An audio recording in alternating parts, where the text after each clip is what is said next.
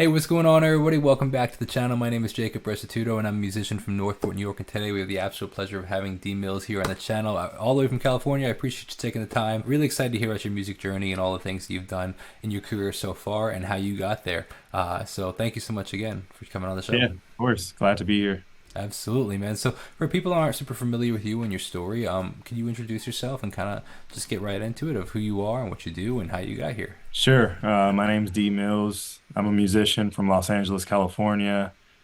I started music probably, I think it's pretty late when I was 16. So I learned piano first in like a regular piano class elective in high school. And it's just kind of been going there ever since. Yeah, I relate to that actually very much because I would agree with you, quote unquote, a little late, like because when I chose to do music as a career, gosh, a long time ago, over a decade ago, I had started back, but even before that, when I was 14, 15, 16, people were like, oh, have you been playing forever? I'm like, no, it's at that point, when I dropped out of college at 19, they were like, oh, I was like, no, it's been like 4 years. And they're like, oh, Yeah. really? So I relate to that very much. So I apologize for interrupting. But yeah, so how did you get into music then, if that was the case?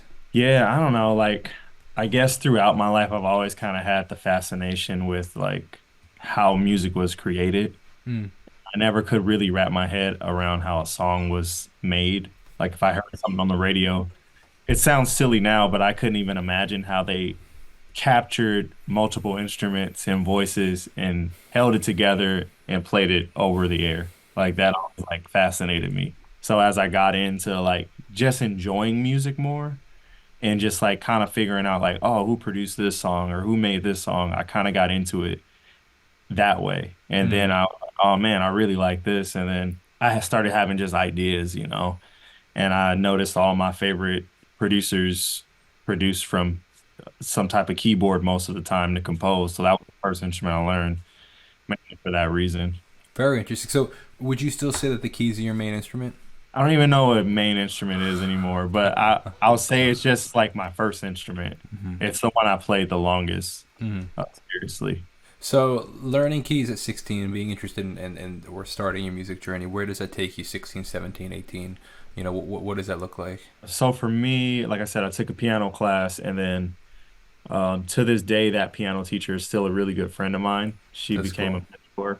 mentor, Dr. Gail Serdan. So my next year in high school, I was her TA. So I got to hear the class again without doing any of the work, really. So that helped. And I remember the end of my junior year, right before my senior year, the last day of school, I was in her class and they just let out, school was done. And I jokingly, because someone had donated a Yamaha motif and like this Yamaha 16 channel mixer, like before like computers and stuff, like this mixer that you can like record music and burn a CD on. And I was joking. I was like, you should let me like hold that for the summer. And she was like, really? I'll bring it to your house tomorrow. So like That's she amazing. donated, or she let me use the donated music gear for the whole summer. Actually, longer than the summer. I actually got to hold it most of that whole school year. And then the keyboard I kept even after I graduated. She let me keep it until I can afford to get my own That's amazing. keyboard and gear. So she really started me. That's why I'm big with mentorship. I actually teach a music and songwriting cohort at their nonprofit Mm. now because I know how much they poured into my career. So I try to pour back into the younger musician's career. Yeah, she gave me my first piano. Like before her mom passed away, they had an extra piano at the house, and they Wow. were like, "What are you gonna do with it?" She's like, "Why don't you give it to that student you always tell me about?" And had it dropped off. So I was really fortunate in that way to have somebody like pour in directly into my career. Yeah, it's amazing, man. It's amazing how much the influence of others can affect us and can affect our career and the trajectory of your career. A very similar story actually is one of my first guitars was given to me. Guitar is my main instrument, and it was like for a while I kept just people kept, hey, I see you're playing, I want to invest into your career or invest into Yep. what you're doing and see you succeed. So at first it was just like a regular guitar, then it was one that I could plug in, and then what I Yeah. mean, and that helps. When you're first starting off, it also helps propel you forward. It's like, wow, people actually like believe in me a little bit. Like they think it's worth pouring into. Hmm. And that doesn't mean if somebody listening doesn't have that person, doesn't mean you're not worth pouring into. It's just the fact that like you can then be that person for somebody else, you know. Yeah, it helps you, man. It helps build your confidence. I remember my aunt when I was barely tinkering, she gave me my first little drum machine, and like, well, I had another friend, they knew I was producing and they donated their computer to let me like Yeah, help produce. It's just like little things, like because I didn't have the money, my family didn't have the money to buy, music gear is expensive. So the sure. fact that I had all these people come in from all kind of directions to kind of help me Yeah, get started was a huge yeah. blessing, like push in my career. So you graduate high school, you still have that Yamaha motif. Where does that take you? What does life look like at that point? Oh man, so I started like playing in a band, and I started with a buddy from high school. We started a band, so we were playing gigs. And then I remember maybe a year after high school, I moved out of the area that I grew up going to high school in. I remember I moved to like North Hollywood and just roommated with a couple friends. And I remember I met this another mentor was a guy named George Renfro. He was like a big record promoter, and he worked closely mainly with like Universal Records. And he also used to sing with the group The Drifters back in the day. So he had like years. He was older, he was probably like in his 70s. So he had like years of music industry like wisdom. And I remember I Mm, interned for him for pretty much no money. Like it's like maybe a couple $100, he'd give me just like help out around his office and stuff. But man, it taught me so much about like the good and the ugly in the music industry. So he kind of taught me like a lot of the business side. And then also his roommate was a young guy who had a band signed to one of Universal's sub labels, Warrior. mm, So speaking of that motif, I was playing that keyboard in that band with them, and it was kind of like helping my live chops, you mm-hmm. know. Road as a keyboard player, I learned a whole bunch. So that's kind of what happened with right after high school with the motif and everything. Sure. Yeah, yeah. So now at this point, you're interning with this guy for relatively no money Yeah, comparatively. yeah. No money practically. Yeah. Were you working outside of that, or were what did life look like? Um, nah, man, it was rough. But I was literally just trying to make music. Like Yeah. I just like little gigs here and there. And then I guess to speed the story forward, after a year, I ended up having to move back home because it was just so rough. And then I was doing more work still back where I was. I've got some gigs and some momentum going. And then from there, it just kind of like moved forward. Like literally just, I think the social media era really kicked in around then. So I Okay. think being able to post videos of you playing on Facebook and like Instagram when it was early, like really helped. And even more so than that, me and a buddy of mine's being a drummer friend, we would drive every Monday. We knew the benefit of living in LA is that all the players live here. So you can drive down the street and see your favorite musicians, like when they're not on the road or whatever. So I remember like every week we would drive to this hang and we would just hang out. In the beginning, you don't sit in, nobody knows who you are in the beginning, but just showing up and just being cool. Eventually they let you sit in, and that's kind of what helped me break through into the LA music scene is just going out, meeting people, like true networking. Hmm. When I got the opportunity to sitting in and not sucking, you know what I mean? So people want to call you back and then just kind of exchanging that information. So it was a combination of like physically going out and meeting people, and then obviously the social media era really helped later, like down the line on some work that I've kind of changed the trajectory of my career. In what sense? So I know during the Facebook era, my first really big tour, I used to play bass for Charlie Puth. So when that happened, I was posting a bunch of videos and I was kind of transitioning into people seeing me as a bass player more than a keyboard player, which is hard to do when people that's all they know you Yeah. as. They can't wrap their head around you like being equally as good at something else. Sure. That's where social media helped. I was able to post videos because no one wants to hire you in the beginning if you just say, "Oh, I play this too now." But when people can like physically see you, you know, killing Hmm. it, Yeah, yeah, it yeah. kind of helps. And I remember the bass player who referred me to the music director. He never met me in person at that time, but he knew I can play just from us being friends on Facebook and referred me over. to an audition that I ended up landing in the end. So Yeah, it's social pretty media stuff. amazing the power. It's essentially like a people don't recognize. Yeah, while social media can definitely be a platform to what's the word, give you exposure, and everybody knows that, right? But I think what people don't necessarily recognize it as is a portfolio as much, or a catalog of a portfolio. I think that maybe photographers and stuff like that they recognize, oh, this. They don't even have websites anymore. They just say, "Oh, go to my Instagram because that's their portfolio." But I Yeah. don't think that people recognize as musicians so much as recognize. Oh, this is my portfolio. This is if you're a musician and you're just posting photos of your dog, people go, Yeah. oh, like, well, let me see your stuff, and then they go check out your stuff, and you're like, oh, it's your girlfriend at a sunset, a dog. Maybe Yeah. you want to get that video of you. They don't recognize the fact of like it's an opportunity for people to watch 6, 7, 8 videos and be like, wow, this is really cool. I try to preach that to people. Like I tell like every musician I meet, like this is your active business card. Yeah, It exactly. literally has whatever is on there, that's how people are going to see you.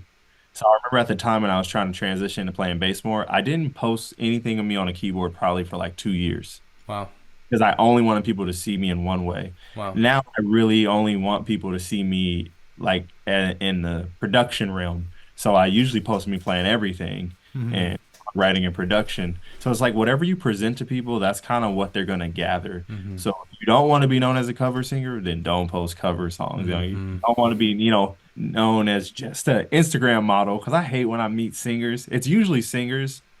I'll meet them. They say they could sing. I get their Instagram and it's just a bunch of selfies. And I got to dig to find like one video to hear how they sound. Yeah. You No, know, that's a great point, man. Absolutely, 100%. That's actually funny because I would agree with that with the singer. There's something about it, but yeah, an active business card is a really great way to like compare the two. I'm curious what you think in hindsight made you stand out on social media because there's a lot of people posting on social media. So do you think it was a talent aspect? Do you think it was luck? Do you think it was you did something specifically intentionally different? Like what aspect of your videos do you think stood out that bass would I mean Charlie Puth is a big gig, especially because like as a bassist, his music is very bass heavy and very like so they're looking for some serious chops on that. man, honestly, with the bass, like with that in particular, I have no idea. It could have been like a combination of like my playing, and a look, you know what I mean? I might have had a look we're going for. And I think as a player, one of the things that really helped me musically is because I already understand like piano really well. I uh, I understand the harmony of bass like better than a lot of bass players as far as like knowing substitutions and knowing which what chords go with which lines and all the different possibilities. And I think that's one of the things I think that I see that I stand out compared to like a lot of other bass players. But I think social media and like content in general, I don't know. I think one of the things that's pretty unique is I play a bunch of stuff, you Mm-hmm. know. Like I try to make it like if you go look at a video of me, like I do a lot of remixes of like popular songs and I Mm-hmm. imagine them. Cool thing about those videos is it shows every gifting that I have in music in like a minute and 30 seconds. Shows every instrument I know how to play. It shows my songwriting and production as far as like a composer, if you will. It shows my engineering and mixing. So it shows like everything I want to promote is in one video every time. Kind of going back to exactly what you said with the active business card. I'm stuck on that because I think it's such a great analogy. Especially with the idea of business cards being dead. This day, I grew up when business cards were actually like really a thing, and you would print business cards and stuff. So it's such a great analogy. But that's exactly it. You got to showcase what you want to showcase and put that out there. Another thing I want to piggyback on really briefly is the fact that you mentioned don't not putting out things that you don't want to be known for, and I think that that's an easy trap to fall into because it's easy to gain the success or quote unquote success, right?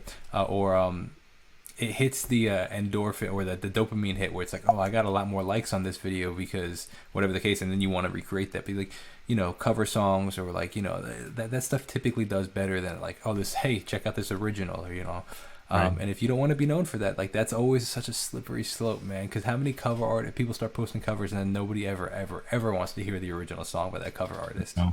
Dude, it happens all the time. And a lot of my singer friends, that's usually singers, like they get pigeonholed in that.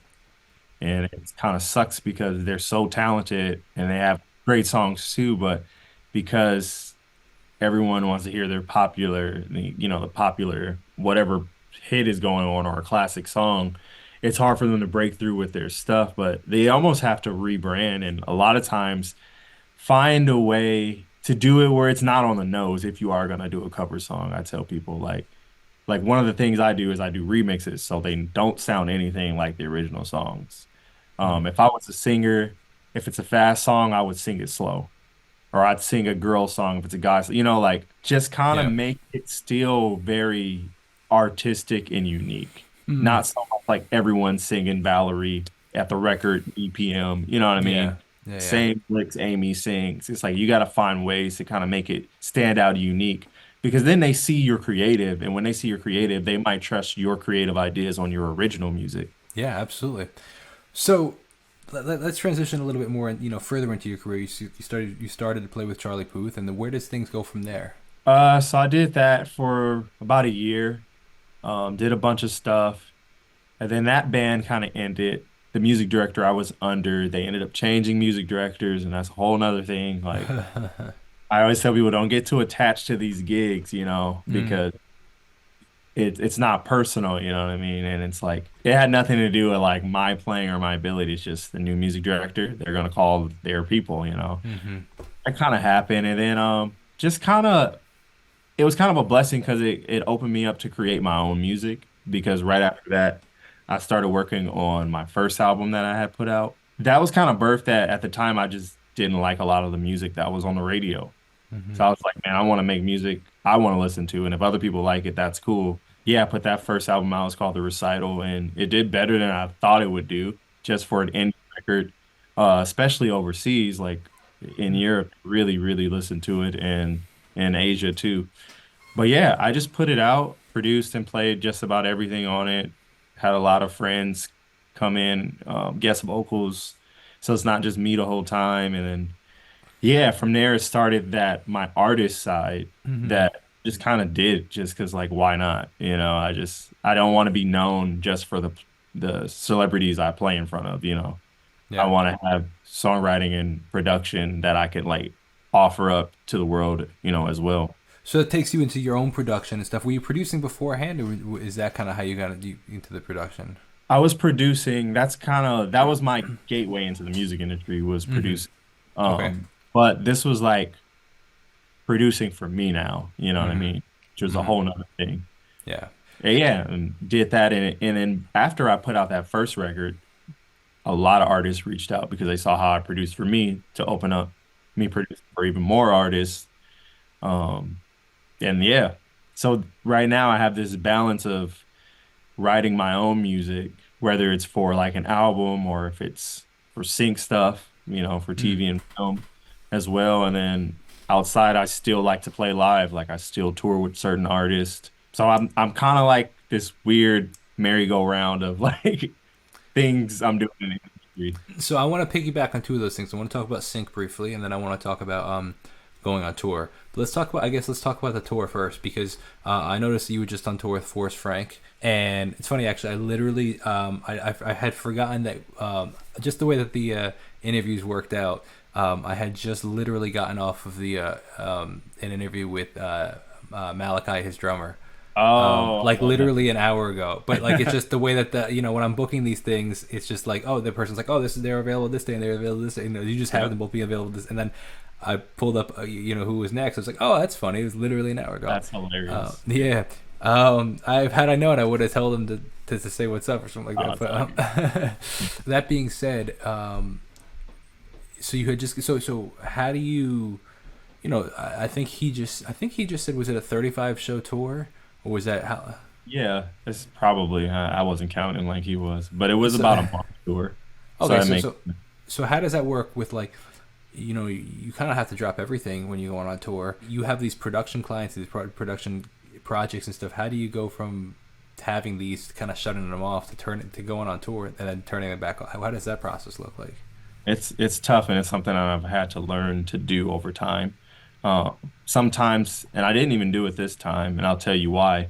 But sometimes it's a matter of bringing a portable rig on the road with you so you can still get stuff done. at least enough of it done. So when you get home, you can kind of finish it off when you're back in the studio. But in this situation for Forrest, it was really unique where we weren't out the whole time. Hmm. So it was really nice. It was a month-long tour, but we like the first week we did 3, 4 shows, and then we had 3 days off back at home. And it did that for a couple of weeks where we kind of had Sunday through Wednesday off. So I was coming back home and I was able to, be with my family. I was able to work in the studio. I was able to do local gigs. So I was still getting work done. The longest we were really gone at one time was a week and a half. Was that the intentional on their part, or was that just the way the tour was? Yeah, I super intentional because I know Forrest doesn't really he does some more now, but initially he's not really big into touring like that. He'd rather just make music and be at home with his family. So I think it was scheduled that way so he could still have time. He has a little baby at home, so I didn't think he wanted to be away a month straight. hmm Uh, so it just kind of worked out for me also, with that kind of schedule, especially with all the things like you were saying I have back at home that it's hard to just shut it down because I do have other artists projects I have to finish that I am catching up with now that I'm home. Yeah. So it's pretty amazing actually. I admire that a lot. That structure of a tour, Mhm. just because alternatively, he could have played Monday, Tuesday, and Wednesday kind of thing, or Sunday. Like a lot of tours, they have 6, 7 shows a week. Yeah. Like if you think about it, like he is quote unquote losing out on money, right? He could be, because it's also not super cost effective to have those days off, and whatever the case may be. But I admire the fact of like putting the Yeah, all where the the flights back home and yeah. yeah, what like what the priorities are, and to him, it's family, and I admire that a lot. I think it's a really cool Yeah. way to do tour. As a musician myself, I was like, like one day on tour, like the goal would be like I want to see the world too. Like I don't want to be like, oh yeah, I played a show in Italy, but like I was there for like 6 hours. Like no, I want if I'm going to Italy, man, I like screw the quote unquote. Oh, I gotta make the money That's quickly to how go it is, Italy to France and this. It's a like no lot of way. time. What was that? I'm sorry. No, I was just saying, unfortunately, that's how it is. Sure. Like, in the early days, sometimes it's so fast paced. You're in like, especially speaking of like Europe, like, you're in a new country almost every other day. Mm-hmm. You may have 2 days tops in a place on average. So you're really moving fast. You're like seeing whatever the highlight. If you're in Paris, you're like, okay, I'm gonna go look at the Eiffel Tower for like I got 3 hours before sound check, and then I gotta go to work. Yeah. You might have some time at night to go see a little scene or something, but it's really rushed traditionally. But there was one tour I did, one of the better tours I did, where I toured Africa with an artist named Jadena. And when we did Africa, we were there for 3 weeks, and there were only 5 shows booked, and I only had to play 3 of them. Oh wow. So we were in Rwanda, Uganda, and Nigeria in those 3 weeks. I have more time to see like the country, Mm-hmm. and the continent, I should say, Mm-hmm. than we actually played shows, which Yeah. normally never happens. Yeah. Absolutely, man. No, that's pretty. That's pretty amazing, and that's definitely something I'll be taking out of the book. When my Mhm. time comes for that, because I think it's such a cool way to do tour like that. So the way we're speaking kind of sounds like you've been on a couple different tours, or many different tours, based on like the way you're speaking. And I'm curious, how does one tour lead to another tour? Like, how does one connection lead to another connection? Or how does even taking it from production, like, how does one production client lead to another? Like, what are you actively doing to gain these clients? 'Cause I think that so often, and I preface this with the fact that, like, so often musicians, like, all right, cool, I want to be a touring, musician, or I want to be a producer. And it's like, cool, like, how do I get my first client? Or I got my first client, how do I get my second? Like, what does that look like? I think in my case, for live music, it was the case of, like I said, going out, meeting the cats who are pretty much running the scene. And also, the cool thing about social media is you can meet people that don't live in your neighborhood, and Mm-hmm. it's an infinite connector to people. So I think like we talked about early, like having a really professional social media helps a lot. Like I don't post personally, and nothing against people who do, but I don't post any like personal family stuff on my music social media. I really keep it industry. And you might see some fam stuff like in the story for like 24 hours. Hmm. But I really don't, like you were talking about with your girl or with the kid, Yeah, dog, or just a picture of a sunset. Like I don't have any of that. And there's yeah, nothing against people who do that if that helps your engagement. And because people do love the personal side of your lives. I've just had some encounters where it's been weird, personally. So I in kind what of sense? okay, like here's an example, and this was a very sweet thing, but it kind of was creepy to me. Like, so during the time I was working with Charlie, we played in Paris one night, and then the next day, the people of France made me like a fan page. Like they made like a DMills fan page, like French fan page or something. And it was like cool, it was just music stuff at first, stuff from a tour. But then like they would repost stuff that was like personal pictures of like kids and like wife and like really kind of like not musical things. And it just kind of like was weird to me. Sure, And I don't know, absolutely. maybe I'm old school in that way, like where you got to come to my house and look through a photo album to see my family. You know what I mean? Yeah, Like, yeah, yeah, yeah, absolutely. I hear that, man. Absolutely. How do you balance family life on tour? I know that a lot of people can struggle with that or thrive because I've heard both. So how do you personally handle that? yeah, I've done it good and bad before. So I've just learned from my bad. Well, how And would you classify that? What would you classify as good or bad? well, it's all communication. Like when you're away from, like if you have a girl at home or if you have kids or even just your mom, like, you know what I mean? Like, 'cause my mom still likes to know when I land. As old as I am, my mom still is like, "Did you make it safe?" Or she's like one of the first people I text whenever I get off a plane. So it's just communication. It's people, they care about you, Yeah, at the end of the day, no yeah. matter who it is. And they want to know you're okay. They want to still feel connected and involved in your life. So the best thing you could do is take some time apart. If you can't call, maybe you're international, just send a message or a text, and just be like, "I'm good. I'm thinking about you. This is what happened in my day to day." It sounds simple, but it's hard because when you're like in a fast pace and you're moving, sometimes you don't think and you realize like a few days go by, you haven't talked to anybody. Hmm. It's really important to kind of like just openly communicate. Yeah. Along that thread, it sounds like you've definitely had your experience with tour life. One of the last questions I want to ask about tour is like, if you could give your tips for tour, what would be some of those tips? I mean, this is silly, but I guess just pack the right way for one. Like when you're like leaving, like really understand where you're about to go ahead of Mm-hmm. time. Like I always look up the weather where I'm going. Mm-hmm. This sounds like it's birthed out of a mistake. Is there a good story that goes along with this? No, I'm pretty good with this. I just always do this because I've seen other people make this. I've seen other people like assume the weather's going to be great, not bring a jacket, and it's snowing or something, and all they got is shorts, or they didn't pack enough underwear, Yeah, yeah, or they forget the charger. Just like simple things.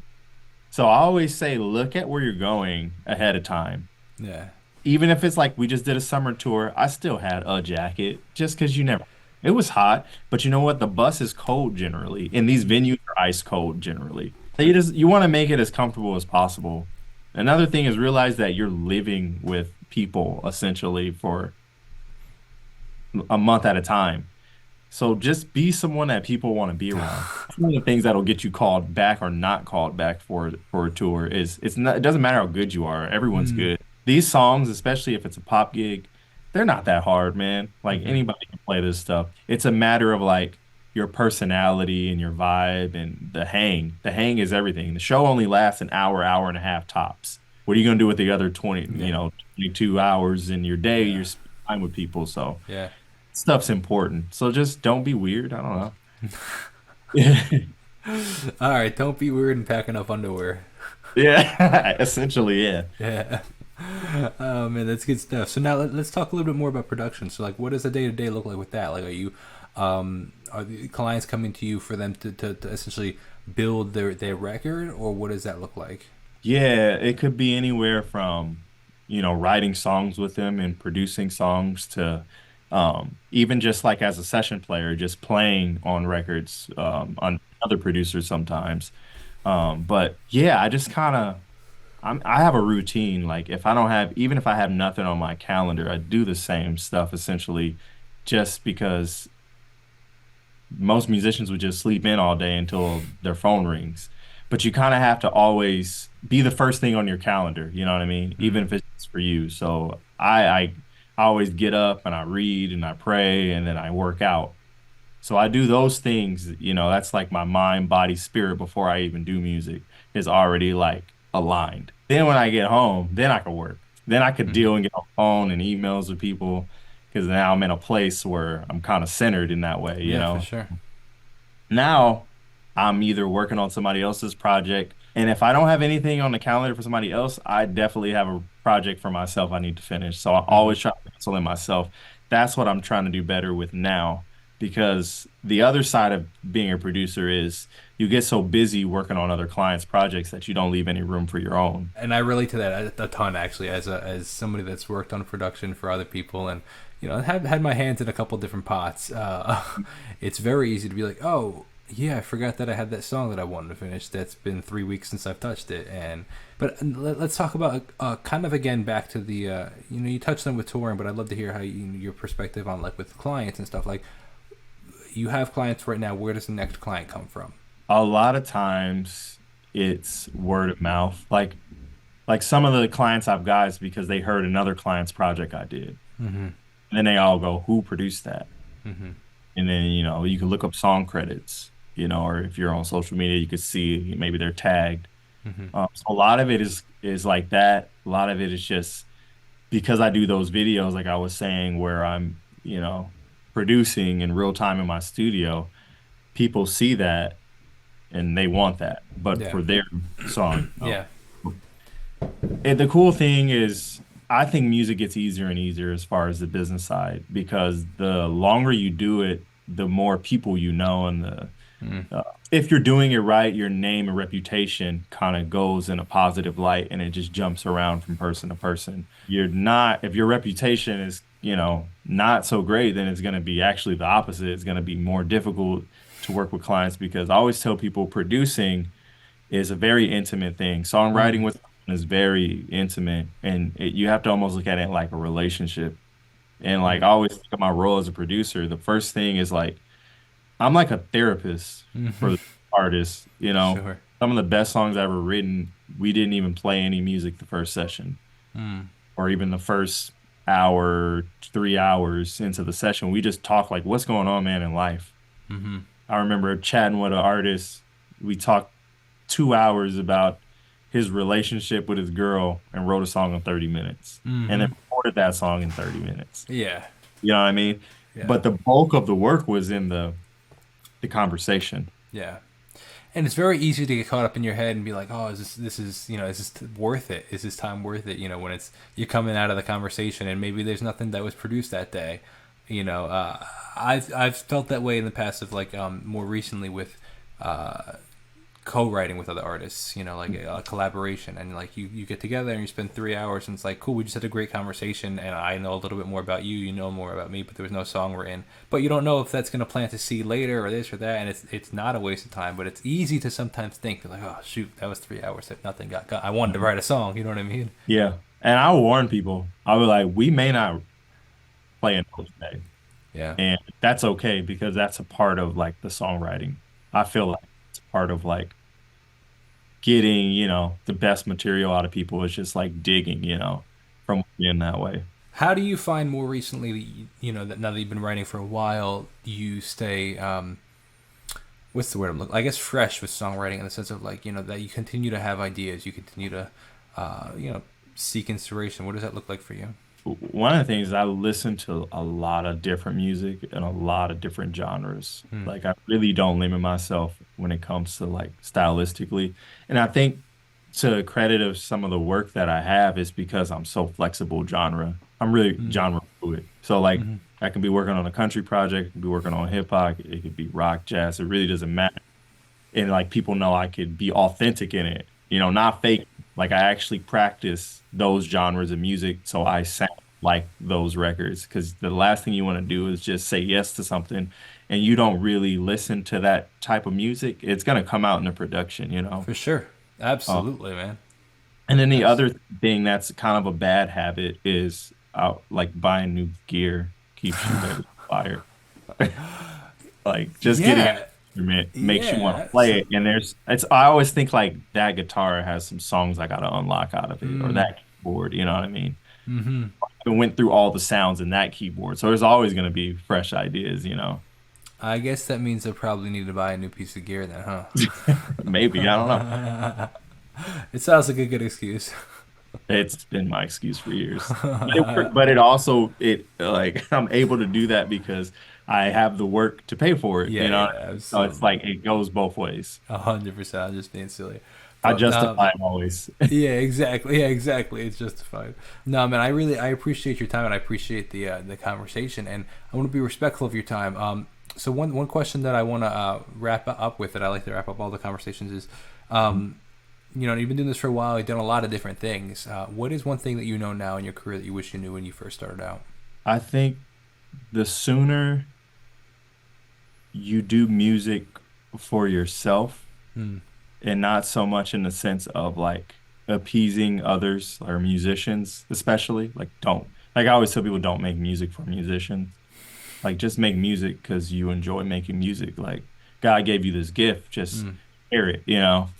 But yeah, just don't hold back. And if you have a song, do it. You know, if you have Yeah. an idea, write it while you're still young. You know, because Hmm. one of the things I see a lot is older musicians just now start to write original music when they're like kind of done. You know what I mean? And it's just like, why not do it when you're younger? It's really easy to chase like being on stage all the time for, big names, but just take the time while you're still young to kind of like create your own thing and create your Yeah. own brand and sound. So just like don't have any limits and fears and, let that shine in the way you dress, the way you make music. Just be your own artist, you know. Don't try to fit into whatever you think is the thing in the scene. Absolutely. Let yourself stand out to be who you are and who you meant to be, like who you want to be, rather than who you think you should be. Yeah, you'll Yeah. attract your tribe, and your team. People will respect you for being Mm. authentic. No, I love that. That's good stuff, man. Well, I appreciate you taking the time, and if you could hang out for 30 more seconds, I do want to just say a thank you to first of all you for taking the time, but Sure. also every single listener that made it to this far into the end of the video. I appreciate you guys checking this out. Definitely check out DMills and all the stuff that he's been up to, and support the stuff that he's been doing. Best way to support this channel is checking out my own original music, and I appreciate you guys for doing so. So thank you so much for watching. Have a great rest of your day. God bless and peace out.